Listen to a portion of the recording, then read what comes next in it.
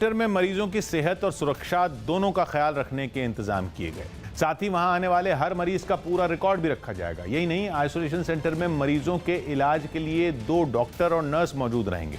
उत्तरी दिल्ली नगर निगम के जिन 71 स्कूलों में आइसोलेशन सेंटर बनाए जा रहे हैं, उनमें हर सेंटर में 50 बेड की व्यवस्था है। हालांकि आने वाले समय में जरूरत के हिसाब से इनकी संख्या बढ़ाई जा सकती है। इसके अलावा आइसोलेशन सेंटर को अस्पताल के साथ जोड़ा गया है ताकि किसी मरीज की हालत बिगड़ने पर उसे तुरंत वहां भेजा जा सके। कानपुर मामले में एसटीएफ के डीआईजी अनंत देव तिवारी के खिलाफ जांच के आदेश दे दिए गए। आरोप है कि कानपुर शूटआउट में शहीद डीएसपी देवेंद्र मिश्र की लिखित शिकायत के बावजूद उस वक्त कानपुर एसएसपी रहे अनंत देव तिवारी ने दारोगा विनय तिवारी पर कोई कार्रवाई नहीं की। शिकायती चिट्ठी वायरल होने के बाद उनके खिलाफ जांच का आदेश दिया गया। विनय तिवारी पर ही कुख्यात हिस्ट्री शीटर विकास दुबे के लिए मुखबिरी का शक है। अमेरिका के टेक्सास में कोरोना को हरा चुके 103 साल के एक बुजुर्ग ने स्काई डाइविंग करके गिनीज वर्ल्ड रिकॉर्ड के लिए दावेदारी ठोकी। दूसरे विश्व युद्ध में हवाई जहाज के पुर्जे बना चुके ये बुजुर्ग 1918 में आए स्पेनिश फ्लू को मात दे चुके हैं और अब की बार कोरोना वायरस भी इनका कुछ नहीं बिगाड़ पाया।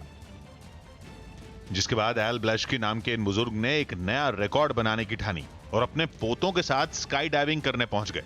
बुजुर्ग पूरी तैयारी के साथ हवाई जहाज में चढ़े और 14,000 फीट की ऊंचाई पर पहुंचकर छलांग मारी।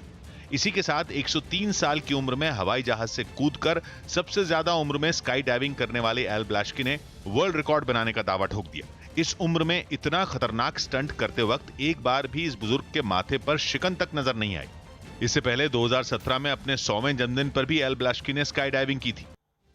कानपुर मुठभेड़ केस में पुलिस ने 2 महिलाओं समेत 3 और लोगों को गिरफ्तार किया। गिरफ्तार किए गए लोगों पर मुठभेड़ के दौरान विकास दुबे और उसके साथियों की मदद करने का आरोप है। कानपुर के चौबेपुर थाने की पुलिस ने इन तीनों लोगों को गिरफ्तार किया, जबकि 2.5 लाख का इनाम गैंगस्टर विकास दुबे पर अभी तक है। सावन के पहले सोमवार के मौके पर कई शिव मंदिरों में पूजा करने पहुंचे श्रद्धालुओं ने कोरोना से बचाव के नियमों का पालन नहीं किया। कोरोना के मरीजों की बढ़ती तादाद को देखते हुए मंदिरों में ज्यादा भीड़ न जुटे, इसके लिए कई पाबंदियां लगाई गई। इसके बावजूद सुबह होते ही जल चढ़ाने के लिए कई शिव मंदिरों के बाहर लोगों की कतार लग गई। बिहार के जमुई से आई एक तस्वीर में मंदिर में दाखिल होने के लिए कुछ लोग दीवार फांदते दिखे। इन लोगों ने ऐसा इसलिए किया क्योंकि प्रशासन के आदेश के बाद मंदिर के गेट पर ताला लगा दिया गया था।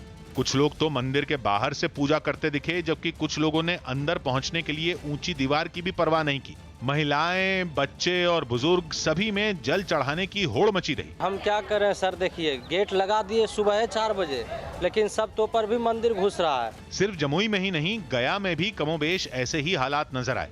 वहां से आई तस्वीरों में एक शिव मंदिर के बाहर लोगों की लंबी लाइन दिखी। पूजा करने के लिए लोग कोरोना वायरस के खतरे को ही भूल गए। उन्होंने एक दूसरे से जरूरी फासला तक नहीं रखा। लोग आपस में बेहद पास खड़े नजर आए। इतना ही नहीं, भीड़ में शामिल ज्यादातर लोगों ने तो अपना मुंह तक नहीं ढका।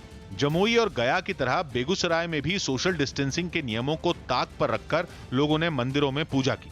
यहाँ तो गंगा में नहाने के लिए भी सैकड़ों की भीड़ जुट गई। कोरोना के खतरे को नजरअंदाज करते हुए पूजा करने के लिए पहुंचे श्रद्धालु एक दूसरे पर टूट पड़े। उत्तर प्रदेश के मऊ में पुलिस ने बीएसपी विधायक मुख्तार अंसारी के शूटर और भूमाफिया ब्रिजेश सोनकर की 60 लाख की संपत्ति कुर्क कर ली। जब्त की गई संपत्ति में 2 कारें, 2 मोटरसाइकिल और जमीन शामिल है, जिसे पुलिस ने मुनादी करने के बाद अंजाम दिया। कार्रवाई से पहले पुलिस वाले इलाके में घूमकर मुनादी करते दिखाई दिए।